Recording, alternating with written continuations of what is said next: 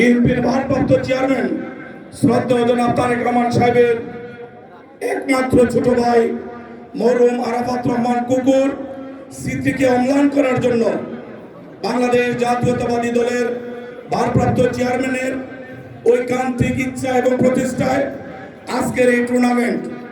আমাদের অহংকার তারেক রহমান সাহেব অত্যন্ত বিচক্ষণ এবং দূরদৃষ্টি সম্পন্ন। আমিনুল ভাইয়ের কথা থেকে তা ফুটে এসেছে আজকের উদ্বোধনী অনুষ্ঠানে।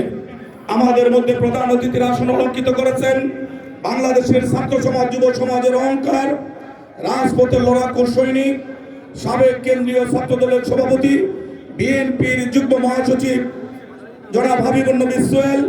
আমাদের মধ্যে বিশেষ অতিথির আসন অলঙ্কিত করেছেন আমাদের এই সিলেটের কৃতি সন্তান মুক্তাদির ভাই। আমাদের মধ্যে উপস্থিত আছেন এই বাংলাদেশের ক্রীড়াঙ্গনকে যিনি অনেক দূরে এগিয়ে নিয়ে গিয়েছেন, খেলাধুলার পাশাপাশি রাজনীতিতেও যিনি সফল হয়েছেন, কারা নির্যাতিত নেতা আমিনুল ভাই সহ বিভিন্ন পর্যায়ের সিলেট ডিভিশনের নেতৃবৃন্দ, সহ সাংগঠনিক সম্পাদক সহ বিভিন্ন পর্যায়ের নেতৃবৃন্দ, ঢাকা থেকে আগত নেতৃবৃন্দ, সকলকে আমরা এই সিলেট ডিভিশন বিএনপির পক্ষ থেকে ধন্যবাদ জানাচ্ছি, অভিনন্দন জানাচ্ছি।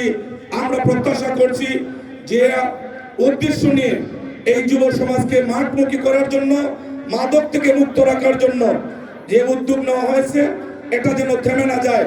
আজকে এই আন্দোলনের ফাঁকে ফাঁকে যে কার্যক্রম করছে, ভবিষ্যতে যদি আল্লাহ রাব্বুল আলামিন জনগণের ম্যান্ডেট দ্বারা বিএনপিকে রাষ্ট্রীয় ক্ষমতায় যাওয়ার সুযোগ দেয়, এটা যেন অব্যাহত থাকে।